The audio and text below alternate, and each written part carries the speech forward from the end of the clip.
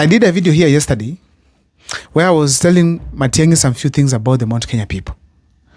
And someone came on the comment section, not just one, but actually a number of them, gave reasons as to why they could vote, they could prefer as Mount Kenya Dr. Fred Matiang'i rather than Kalonzo Musyoka. It gave me a topic in mind. Why Mount Kenya can be able to prefer Matiang'i over Dr. Stephen Kalonzo Musyoka, regardless of the efforts that have been made by Rigiji himself to sell Kalonzo Musyoka in Mount Kenya region.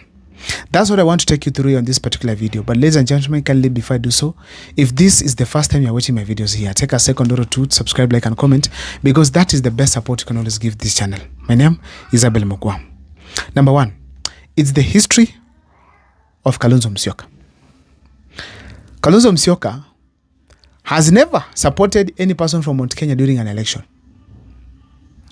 Has never supported anyone from Mount Kenya during an election. In 2007, he worked with Kibaki, but he did not go there to support Kibaki. He did not support Kibaki in the elections, in the campaigns. He did not. He went as a presidential candidate. He garnered his votes. Then Kibaki, out of his wisdom, he saw Kalonzo Musyoka can be of essence in his management, especially in parliament. That's how he came on board. So, yote tisa, kumi, hakumsaidia kugokuwa rais wa nchi ya Kenya in 2007. He only helped him to manage the country after he has won an election.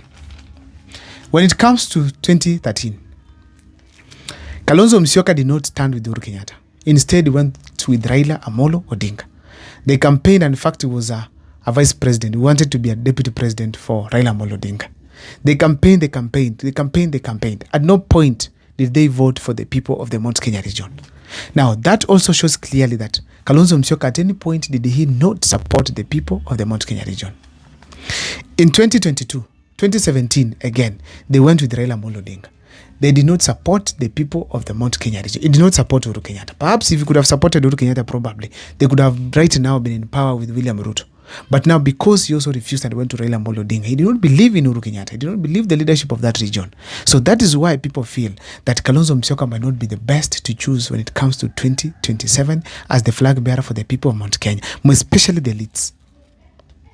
Now, another thing that I can tell you, ladies and gentlemen, it's also the fact that Kalonzo Musyoka, as we speak today, he has never promoted any aspect in relation to the Mount Kenya people. Show me one thing that Kalonzo Musyoka has championed, either as a vice president of the Republic of Kenya, and said, when we were in power, we brought this and this here with Kibaki. Somehow, Kalonzo Musyoka is missing in action in everything that happened during that time in relation to Mount Kenya. Nothing. Number two thing that makes the people of Mount Kenya probably to prefer Dr. Fred Matiang'i, it's because of the track record. Somehow, the people of Kenya across the country, they want some change. They want someone who can be able to deliver. And delivery of services cannot just come from nowhere. You must have shown before that you are able to deliver. And somehow Kalonzo Musyoka doesn't appear somewhere where the list of people who have delivered something to this country is given. The fact remains that Kalonzo Musyoka has been in power for 40 years, and he cannot come out and say, this is what I did that Kenyans can relate to his 40 years period. Either as a vice president or even as an MP back in Mwingi.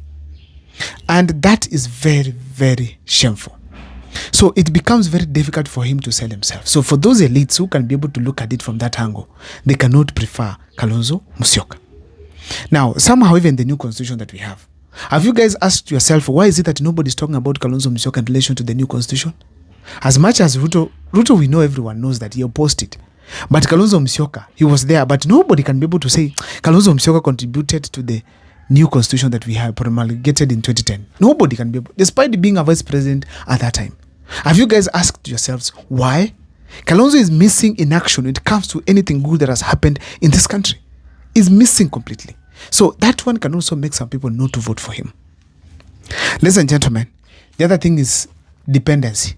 Kalonzo Musyoka looks like he cannot make his independent decision. Somehow, everyone is saying that Kalonzo Musyoka cannot make independent decisions. When he wants to go to campaigns, he can only go when Gachagua is present. He has only been moving to where Gachagua is, either in Central or in Ukambani.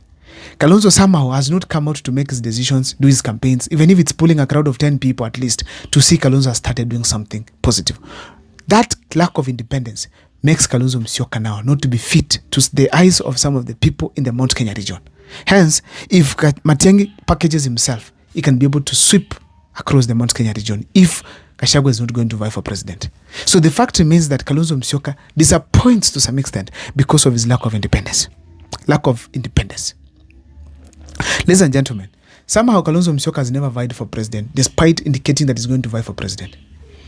He indicates to the last minute that he's going to vie for president, but reaching at some point, he's convinced and joins another party. So people somehow still don't trust him to some extent because of such kind of a behavior. In 2013, he wants to be president, they gave Raila. 2017, the same. 2022, he moved lower and even left it for Martha Karua to become the deputy president of the Republic of Kenya and Raila Amolo Odinga if they could have won, in that Martha Karua became the running mate. Against all odds, people knew at that point Kalonzo Musyoka is going to be a presidential candidate, because before that time he had said it'll be very stupid if he goes ahead to support Raila Amolo Odinga for the third time. But Kalonzo Musyoka yeye ni nani? He woke up very early in the morning akasema mara ya tatu ninasema Raila Amolo Odinga tosha roho safi. Lastly, somehow across the country, people are calling for a change in the leadership of this country. People, they don't want the politicians who have been there for quite some time now. People are saying let Ruto be the last one. People are saying somehow they don't want, because these people are not bringing anything new on board. And likely, the way I'm seeing things, Kalonzo Musyoka has been there for 40 years. Right now, he's the most experienced amongst all those leaders in the opposition. Some people feel that Kalonzo Musyoka, there's nothing new he will bring on board. It's just simply electing the same people who have been there for quite some time to do the same things that they have been doing, bringing us the same problems, and actually making Kenya to be the same place, day in, day out. So that is why I feel strongly that there's some group from the Mount Kenya region, based on what I saw from the comment section, which is not comfortable with Kalonzo Musyoka's leadership at all. And I think this is a group he needs to convince. I saw Rigathi Gachagua talking about Kalonzo Musyoka, how he did well in Kibaki's time. He's trying to counter William Ruto's sentiments. They will not make sense at all until Kalonzo Musyoka comes out and speaks out himself. And he says, when we were with Kibaki, this Thika superhighway, we did it together. So that we hear where was Raila Amolo Odinga's position in that Thika superhighway. Because Raila Amolo Odinga says he's the one who demolished all those buildings. He's the one who designed it. We want to hear Kalonzo's role. Where was it? They want to hear Kalonzo Musyoka come out and say, this is what we did with Kibaki. But now Kalonzo Musyoka is quiet, probably because he himself, he knows he didn't know to do anything. So in a nutshell, it becomes very difficult for us to have Dr. Stephen Kalonzo Musyoka to become a presidential candidate and get supported fully by the people of the Mount Kenya region. It only requires Matiang'i to make some decisions right. Only. And if he makes some good decisions, he's going to be the people, the Mount Kenya people will prefer. I don't know, but the people of Mount Kenya, you can talk to me on the comment section. What is your opinion on this? If I'm wrong, please let me know. My name is Abel Mugwa. Thank you so much for watching.